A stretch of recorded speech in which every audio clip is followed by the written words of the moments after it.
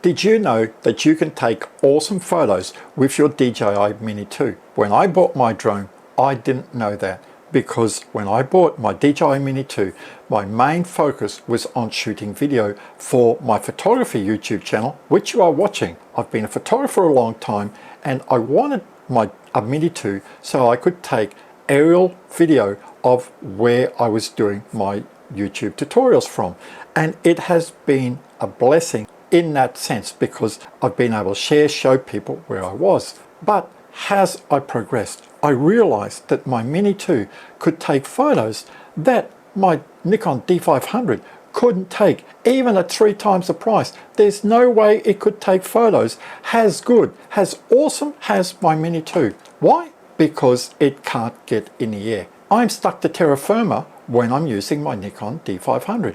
Whereas on my Mini 2, I can put it up, I can shoot up to 120 meters depending on where I am. So I can take photos that my D500 can't. And today I'm going to show you some tips and tricks on how to get awesome photos.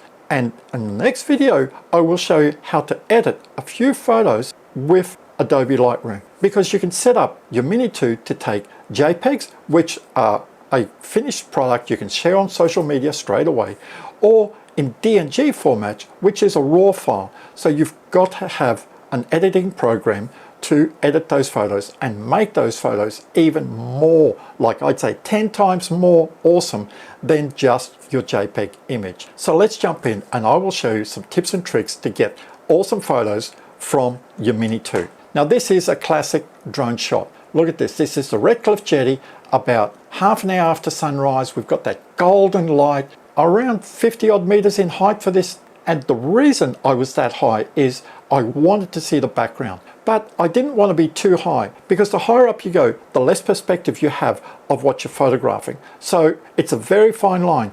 If you're too low down for an image like this, you're not going to see any background, anything past the jetty. I want to show the buildings in the background, the hospital a bit further back with its chimney stack. But if it was too low, then all I would see is all the shop fronts. I wouldn't see anything in the background. Wherever you are when you're photographing, think about how high you need to be, how much tilt you need to have on the camera, because more tilt, more you're looking downwards and less perspective you have. Also, everything will look compressed. That's just the nature of the game. The beauty with take photos is you're not time constrained like on video. I have to get a couple of minutes video and then stop. I just kept moving my drone about until the jetty was center of the image and I was at the correct height, took a couple of photos and said, that's it, I have got my shot. Now the next set of photos, there's 3 of a bridge. This is the old Hornibrook Bridge at the end of Brighton Park. And this to me is a snapshot. And that's what it was on this day. I was driving from Redcliffe back to my home and I was driving across the bridge. I had my drone in the back seat and I'm like, hey, I'm just going to stop here because I'd always want to see what this bridge looked like with the drone. I just took it up very quickly. It's around 11 o'clock in the morning. There's a few clouds about, but it's very bright and you can see that in the image here. And I just took it head on, only around 15-20 meters above the ground. And it looks all right. But to me, there's no wow factor in there. And that's what we're after. We're after a wow factor image. A couple of days later, I came here for sunrise to photograph a mangrove tree, which I'll show you in a minute. And I thought, like, cool, I've finished taking photos now with my Nikon D500.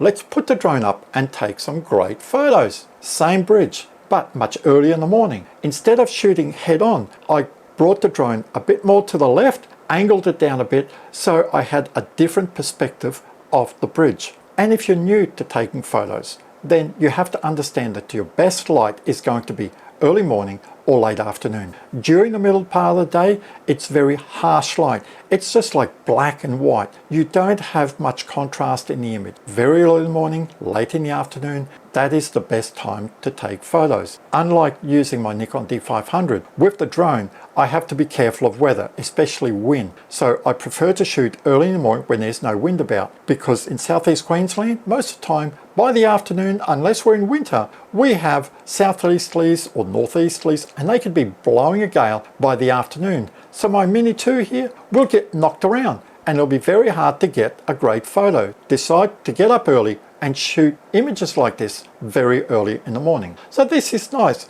It's an improvement from the first. I like this, but I feel I could even get a better shot than this. I went home, have some breakfast, and then I came back at around 9:30 in the morning and took this image here. I'm around 50 meters up, and can you see it's like we split the image in half. On the left side it's brown, on the right it's greens and greys. Why? In southeast Queensland late February we had floods, and this river here has got a dam on it. They opened the floodgates and a lot of water went out, so the whole river is still very brown. Even nearly a month after the floods, it's still very brown, but it's great for this image. And I've enhanced the browns, and I will show you this on the next video when we're editing how I got this image this way. I've enhanced the browns, I've enhanced the greens, and the car park here, the roadway, what I've done in the greys, because bitumen is like a blacky color, I've desaturated to make it gray, so there's a very big distinction. I wanted my image to pop, and it certainly has done that. It's attracted a lot of attention on social media, and this is why I'm saying you can get awesome photos from your Mini 2. Now let's look at the last set of images. So this is a mangrove tree that I came to photograph at sunrise. Well, before sunrise, I was there about 4:30 in the morning. I shot some great photos with my D500. When I'd finished, I put the drone up, and I'm only about 10-12 meters above the ground here. And look, it's quite nice. And remember the jetty, I was up a certain height because I want to see past the jetty. Here, I don't want that. I want a just straight on shot. I don't want people to see past my horizon, past all the mangrove trees on the other side of the river here. I want them to focus on the river, the sky, and this tree. That's what I wanted in this image, and that's what I got. But now let's take a look what it looks like vertical. Look at that, totally different. I went up around 40 meters, brought the gimbal down 90 degrees and shot this. I framed it so that I've got a bit of water around, two trees right on the top corner, but the tree looks totally different. And this is why you have to think about the perspective when you're flying your drone around. Think about, okay, I'm here. Which way is it going to look best?